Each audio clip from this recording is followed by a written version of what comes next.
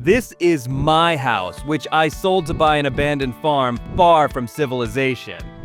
At the beginning, I have nothing but my pickup truck and a few things left behind by the previous owners. And with that, I have to restore the farm and turn it into a place to live and earn a living.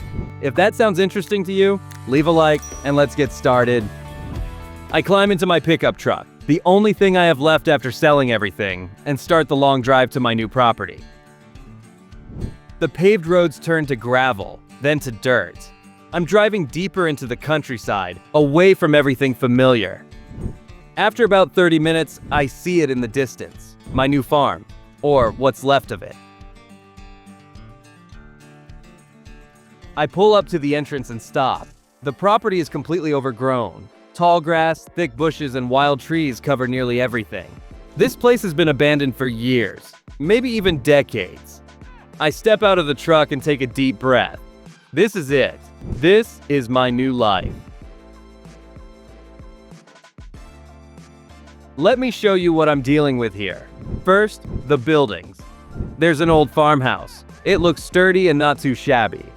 Next to it stands an old garage. It also looks reliable. In the front of the house is an old shed.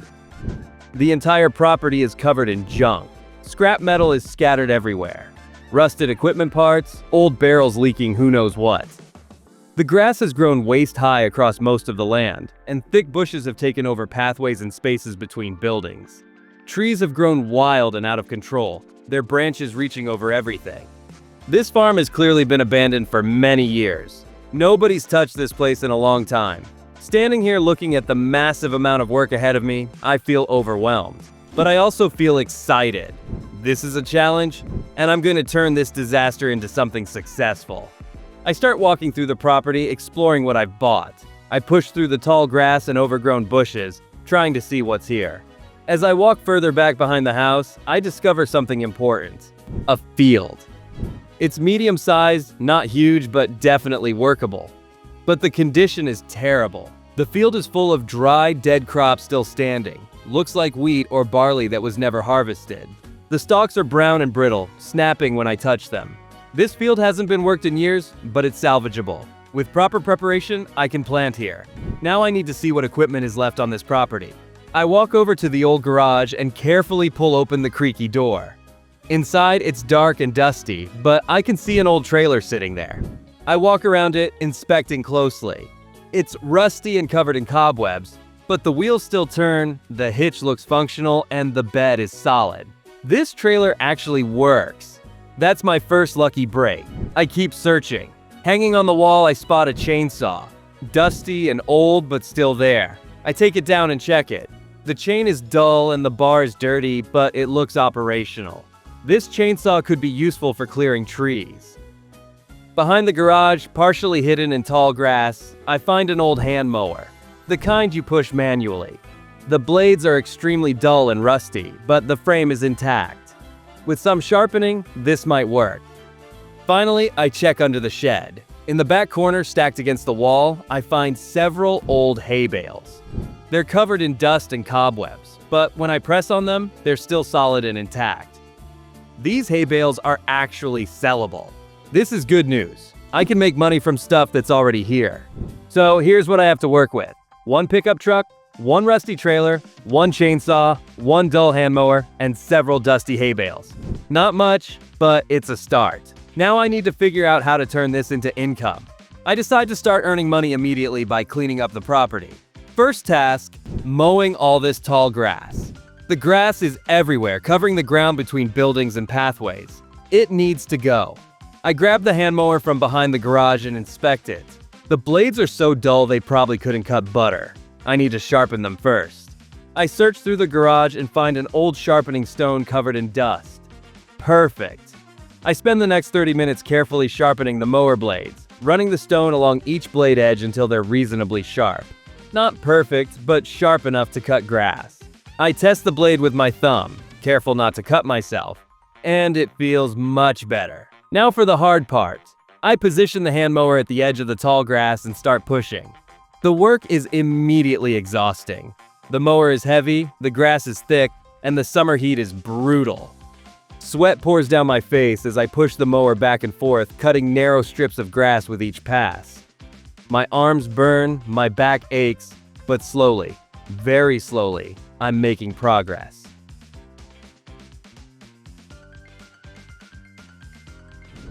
After about an hour of steady work, I've mowed a significant portion of the area around the farmhouse. The cleared ground reveals bare earth underneath, and the property already looks much better. I can actually see the pathways now. I step back and admire my work. This is progress. Hard, physical, exhausting progress. But progress nonetheless. As I'm resting and wiping sweat from my face, I have an idea. This cut grass, I can sell it. Animal feed dealers buy grass for livestock feed. This grass is fresh cut and still good quality. Why let it sit here when I can turn it into money? I walk back to the garage and find an old shovel leaning against the wall. I grab it and hitch the rusty trailer to my pickup truck.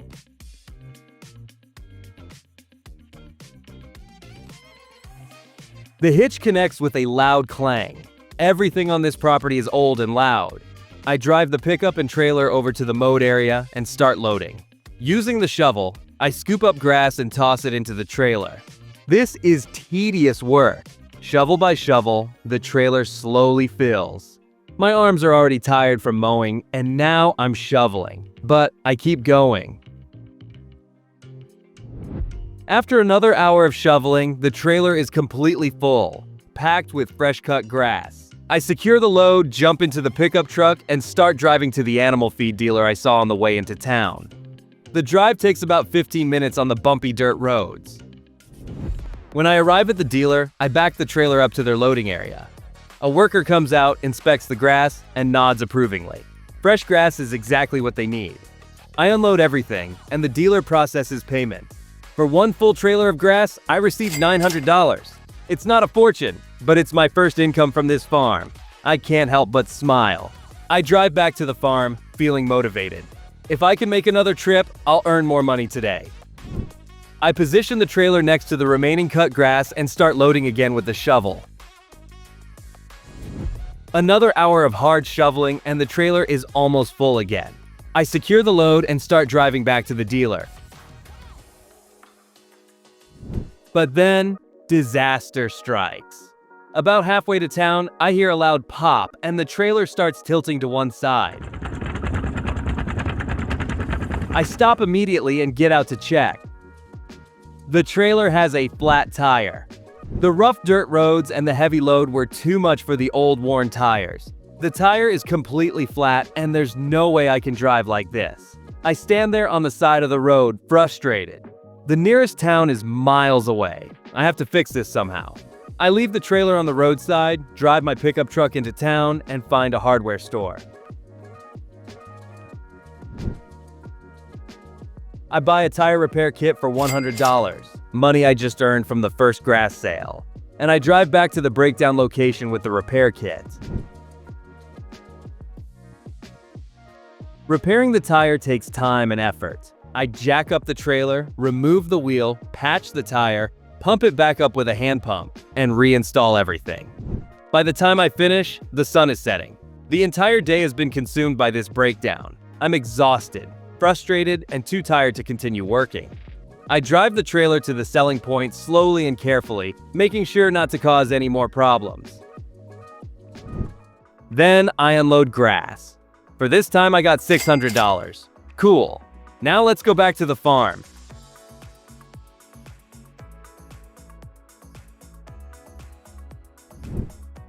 When I arrive, I park everything and collapse.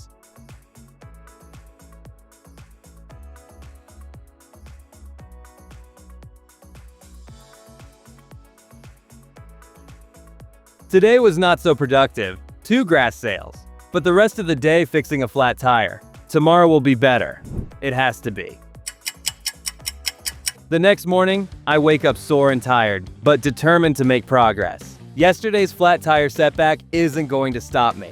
Today, I'm focusing on clearing all the scrap metal scattered around this property. There's junk everywhere. Rusted equipment parts, old barrels, broken pieces of fencing, and I can sell all of it to the scrap yard for cash. I sold a scrap.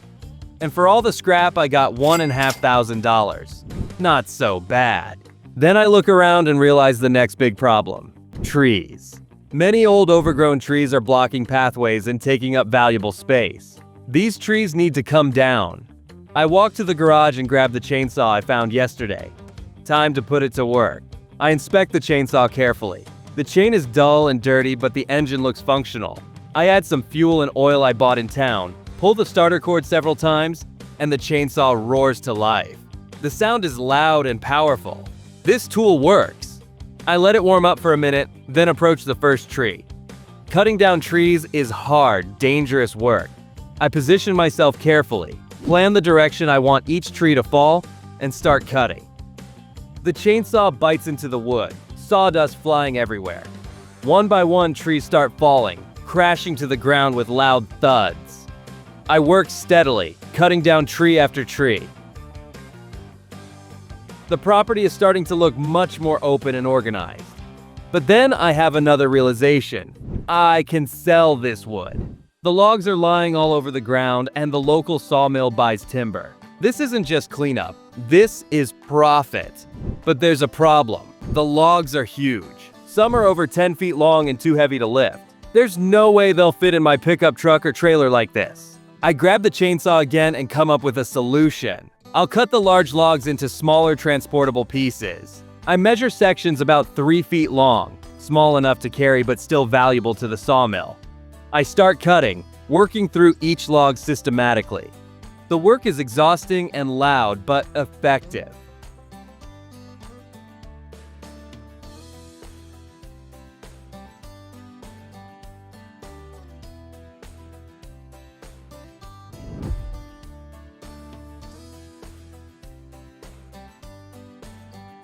Soon, I have dozens of manageable log pieces ready for transport.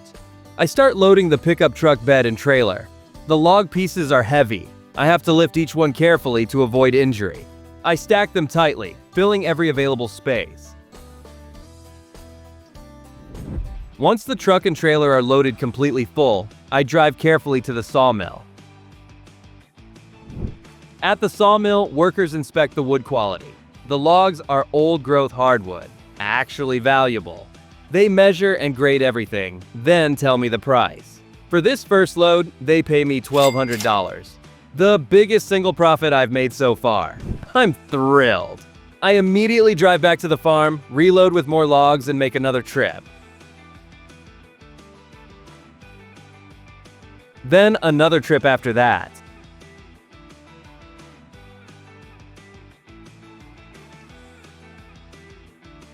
By the end of the day, I've hauled all the wood from the property.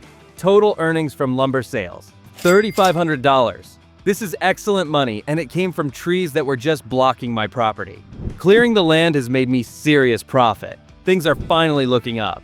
Then I remember something important. Those old hay bales under the shed. I walk over and inspect them again. They're dusty and covered in cobwebs, but still solid and dry. These bales are definitely sellable. I contact the animal feed dealer, the same one who bought my grass, and ask if he'll buy old hay bales. He says yes, absolutely. Hay is always in demand for livestock, but loading these bales is brutal. Each hay bale weighs at least 100 pounds, and they're awkward to carry. I struggle to lift the first one, staggering as I carry it to the trailer. I load it carefully and go back for another. One by one, I wrestle all the hay bales onto the trailer.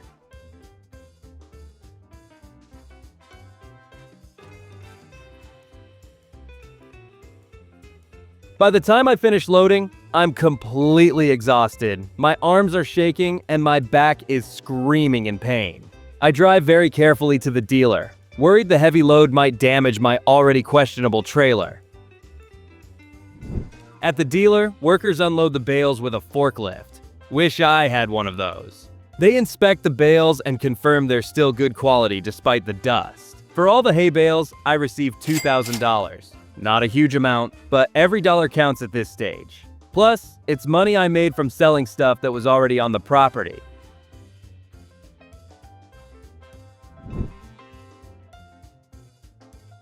Now it's time to address the most important part of the farm, the field. The field is still full of dead crops standing from years ago. Planting season is ending soon, and if I don't plant now, I'll have to wait until next year. I need equipment urgently. A tractor, a cultivator, and a seeder. But I don't have enough money to buy any of those things. Renting is my only option. I drive to the farmer's market in town and start asking around for advice.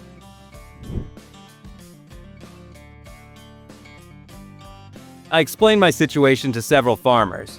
I just bought an abandoned farm, I have limited money, and I need to plant a field quickly before the season ends. Most farmers just shake their heads. Proper equipment is expensive and nobody wants to rent good machines for cheap.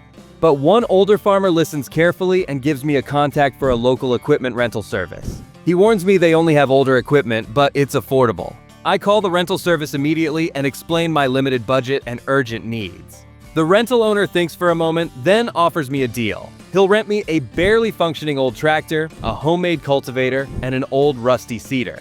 Not great equipment, but affordable and functional. The rental cost is $2,000, a significant portion of my savings, but I have no choice. I agree to the terms and arrange to pick up the equipment the next morning. The next morning, I arrive at the rental yard early. The owner shows me the equipment. The tractor is old, probably 30 years old, with faded paint, worn tires, and a seat that's held together with duct tape. But when he starts it, the engine runs. It smokes a bit and sounds rough, but it works.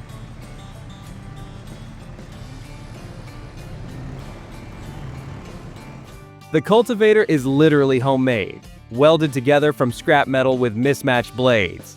And the seeder is rusty and ancient, but the seed distribution mechanism still functions. I pay the rental fee, climb onto the tractor, and begin the slow journey back to my farm. The tractor pulls the cultivator behind it, moving at about 10 miles per hour. It's slow and shaky, but it moves. After about 45 minutes of driving, I reach my farm safely. One piece of equipment delivered.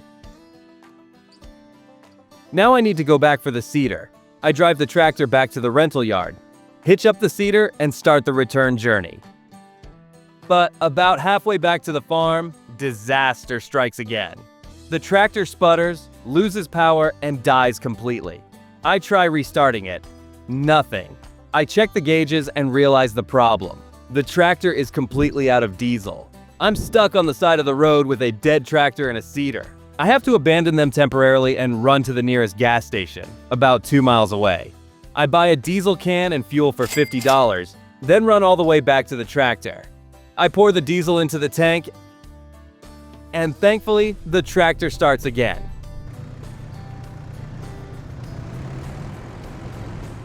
But before heading back to the farm, I realize I still need to buy seeds. I drive to the agricultural supply store and purchase bags of seeds for $700. I don't tell you what kind of seeds I bought, that'll be a surprise for later. With seeds loaded, I finally make it back to the farm with the seeder. Now it's time to work. I hitch the cultivator to the tractor and drive to the field with the dead crop standing.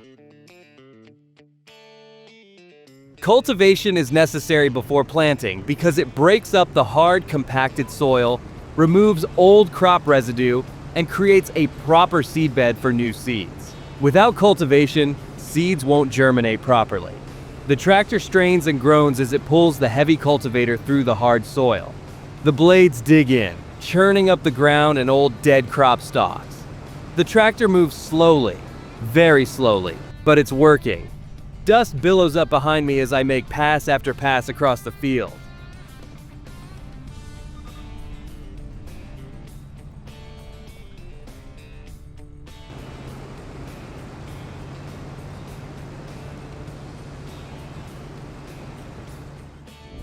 After about an hour and a half of careful, steady work, the entire field is cultivated. The hard, crusty surface is now loose, dark soil. The dead crop is completely buried. The field looks ready for planting. I'm exhausted. The tractor is smoking more than before, but the job is done. With the field finally cultivated, it's time to plant. I detach the cultivator from the tractor and drive back to where I left the seeder. I hitch it up carefully. Everything on this old equipment is fragile and needs gentle handling. Now I'm going to reveal the secret. What crop am I planting? I'm planting barley. Barley is a reliable, profitable crop that grows well in this climate. It's hardy, doesn't require as much maintenance as some other crops, and sells for good prices at the grain elevator. For a first-time farmer with limited resources, barley is the perfect choice. I position carefully at the starting point, engage the seeder mechanism, and begin moving forward. The seeder drops barley seeds at consistent intervals, covering them with soil as I drive. I work carefully to ensure even seed distribution across the entire field. No gaps, no overlaps, just perfect rows of planted seeds. The work is methodical and takes concentration. I make pass after pass across the field, watching the seeder work behind me. The old tractor struggles with the load but keeps moving. After about 2 hours of steady planting work, I reach the final corner of the field. The entire field is now planted with barley.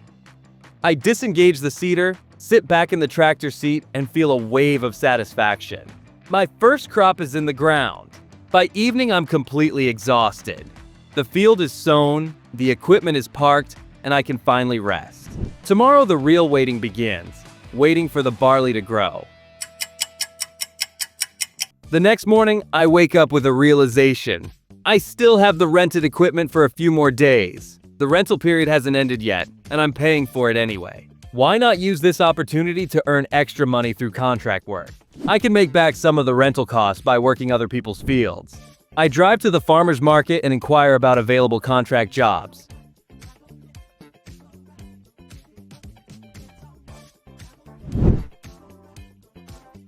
The board is full of opportunities. Farmers are always looking for reliable workers with equipment. I start asking around and quickly find work. First, I accept 2 cultivation contracts, both for small fields that need preparing for planting. The combined pay for both jobs is $5,000. Then, I find a grass mowing contract. The pay is decent, and here's the best part. The client will provide the mower attachment since his tractor is broken.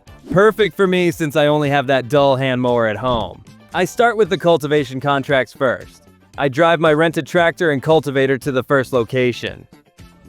Here is it. The field is small but covered in old stubble and weeds. I work carefully, making complete passes to ensure thorough cultivation.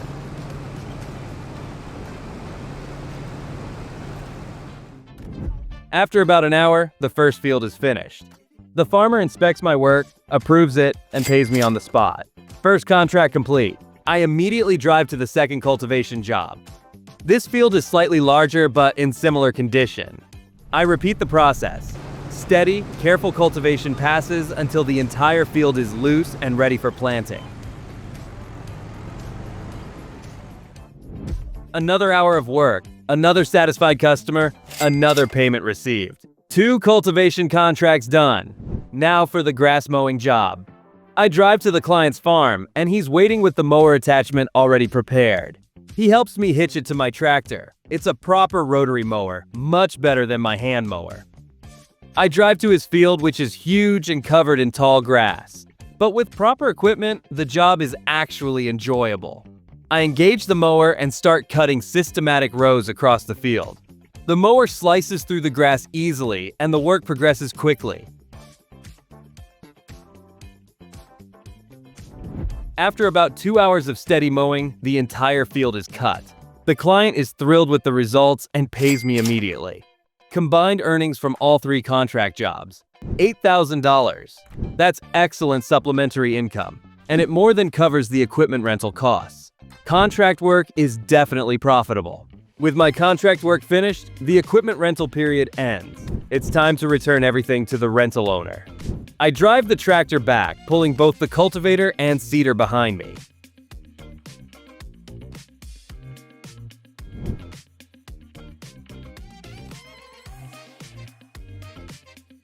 At the rental yard, I thank the owner for the affordable rates and reliable equipment. He's impressed that I completed multiple jobs and got my field planted all within the rental period. Now I'm back to having only my pickup truck. But I have money in my pocket. Money from grass sales, scrap metal, lumber, hay bales, and contract work. More importantly, I have barley growing in my field. The future is looking brighter, but there's a problem approaching. Winter. The temperatures are dropping and field work will soon be impossible. Barley takes months to grow, and I'll have nothing to do during winter except wait. I need a way to generate income during the cold months when farming stops. After researching options, I discover greenhouses. A small greenhouse can grow crops year-round. completely independent of outdoor weather. And mushrooms are perfect for greenhouse production. They grow well indoors, don't need sunlight, and are profitable. I find a small greenhouse kit for sale online for $9,000. It's a significant investment, but it'll provide steady income through winter while I wait for spring. I purchase the greenhouse kit and place it on my property. Then I plant mushroom spores carefully in the growing medium. Mushrooms are profitable and will be ready to harvest by spring. This greenhouse is my winter income plan. Winter arrives and the farm enters a quiet period. The barley field is dormant under snow. The property is peaceful and still. I spend winter maintaining the greenhouse, monitoring the mushrooms, and planning for next year. Finally, spring arrives. The snow melts, temperatures rise, and life returns to the farm. The first thing I do is check the greenhouse. I go to it and see success. 4 pallets of fresh mushrooms have grown over the winter. The mushrooms are beautiful, healthy, and ready for market. My winter investment paid off. I carefully load the mushroom pallets onto my trailer using manual handling. Mushrooms are delicate and bruise easily. Once all 4 pallets are secured, I drive to the local supermarket.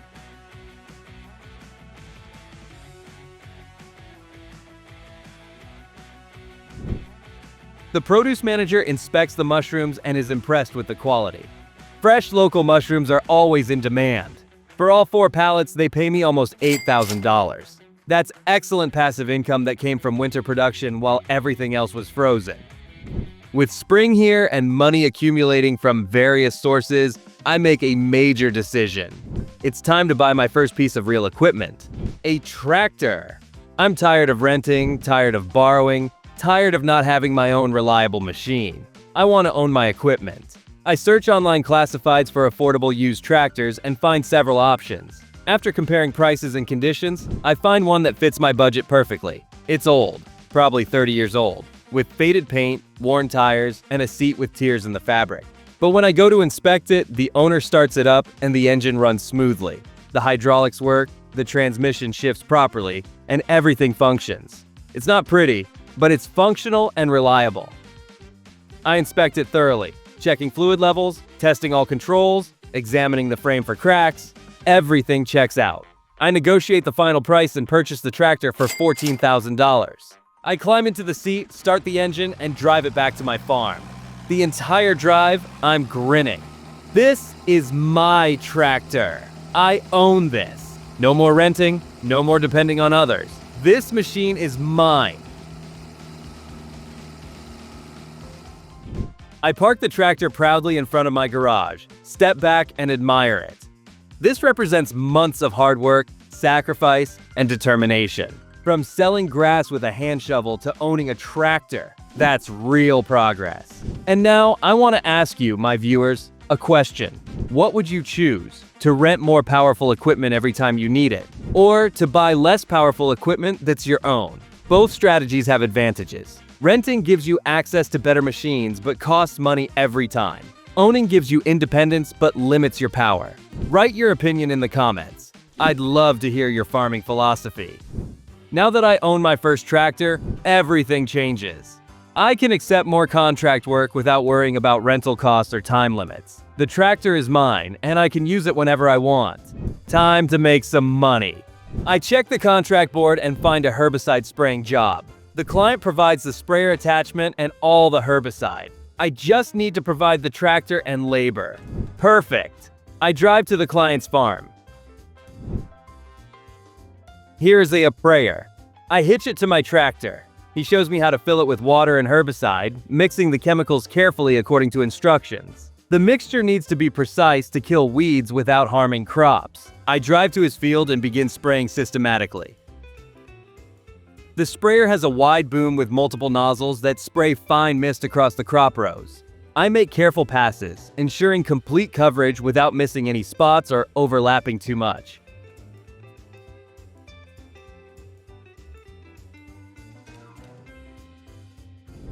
The work takes about an hour, and when I finish, the entire field is thoroughly sprayed.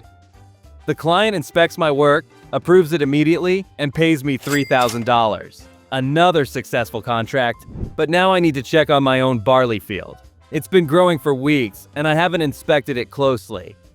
I drive my tractor over to the field and walk through the rows. The barley is growing well, green stalks reaching knee-high. But I noticed something concerning. Small weeds are growing between the barley plants. They're still manageable, not yet out of control, but they're competing with the barley for nutrients and water. It will be necessary to treat the field with herbicide for weeds in the future. Now I want to make more contracts. I find 2 more contracts available. 1 cultivation job and 1 grass mowing job. Both clients are happy to have me use their equipment. They just need someone with a tractor and the skill to operate it. I accept both contracts and get to work immediately. The cultivation contract is for a medium-sized field that needs preparing for autumn planting. I drive to the location, hitch their cultivator to my tractor, and work steadily for about 1 hour.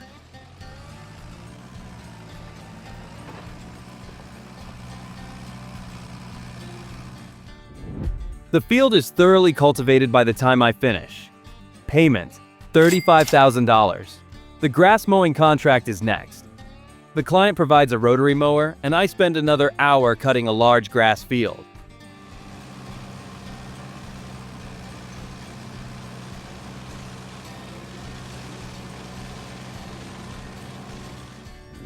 The work is straightforward and satisfying. Payment: $4,000. Combined earnings from these additional contracts: $7,500. This money is accumulating quickly, and I'm building a reputation as a reliable contractor. Farmers are starting to remember my name and recommend me to others. Contract work is becoming a solid income stream alongside my farming operations.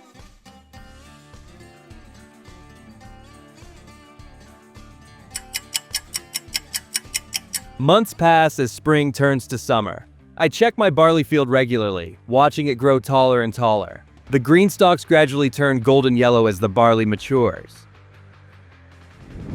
By midsummer, the field is completely golden. The barley is fully ripe and ready for harvest. This is the moment I've been working toward for months. But there's one final challenge. I need a combine harvester to harvest the crop. Combines are expensive, way beyond my budget. Renting is my only option. I contact the equipment rental owner, the same one I dealt with before, and request a combine harvester. He tells me he has an old but functional combine available. And here's the good news. Recognizing my hard work and determination throughout the year, he offers me a discount on the rental price. I'm incredibly grateful and accept immediately. The rental cost is $2,000. Still significant, but the discount helps a lot. It's old, probably 30 years old, with faded paint and worn decals. But when I start it up, the engine runs reliably. He shows me how to operate the controls, and I take notes carefully. This is my first time using a combine.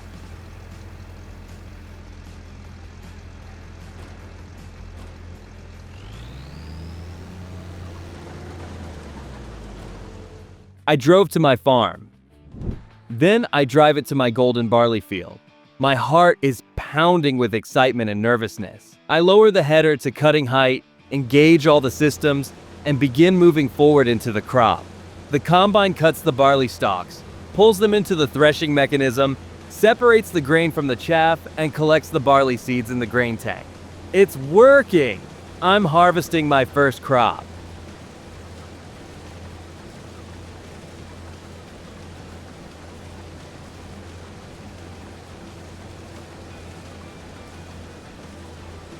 I work methodically across the field, making pass after pass.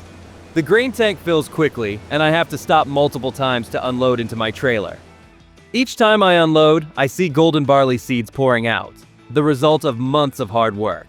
The combine is old and slow, but it operates reliably. After some time, the combine is finally full. Time to unload. I drive to combine on tractor with trailer and empty the tank.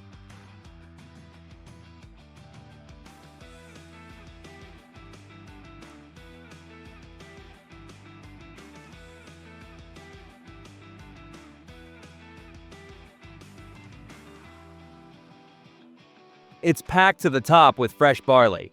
The first trailer is completely filled, so it's time to sell. I hook up and head straight to the grain elevator in town. Here is it. I unload my barley. The sale brings in $9,000. My biggest income yet. But it was only first trailer. I return to the field and continue the harvest until every last stalk is collected.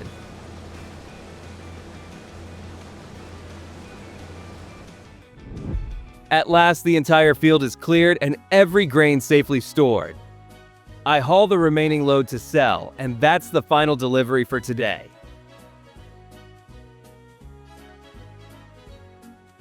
The first harvest is officially complete. I got $17,000 from all harvest. I couldn't be happier. Months of hard work have finally paid off.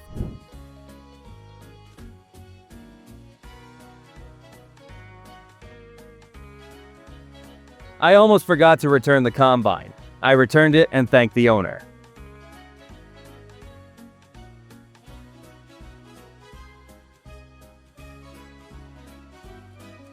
With harvest profits in hand, I make another important purchase decision. I immediately buy a simple but functional used cultivator for $3,000. This is my second piece of owned equipment. No more borrowing, no more renting cultivators. I hitch it to my tractor and drive straight to my field. Time to prepare for next season. I cultivate the entire field immediately after harvest. The cultivator breaks up the stubble, loosens the soil, and prepares a perfect seed bed.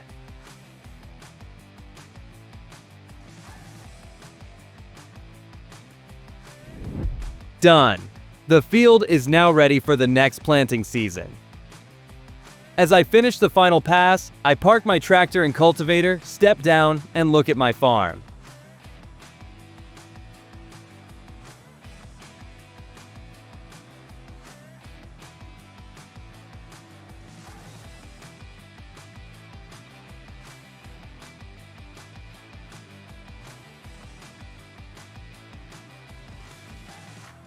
This marks exactly 1 full year since I arrived at this abandoned, overgrown disaster.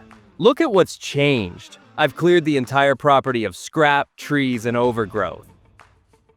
I've successfully planted and harvested my first crop. I own a tractor and cultivator. I've built a profitable greenhouse operation. I've completed numerous successful contract jobs. And most importantly, this farm is now a functioning, profitable business. But I want to hear from you. The field is cultivated and ready for planting. But I want your opinion. What crop should I plant next? Write your suggestions in the comments below. If you enjoyed this video and want to see year 2, hit that like button and subscribe to the channel. This was Fizbee. See you next time.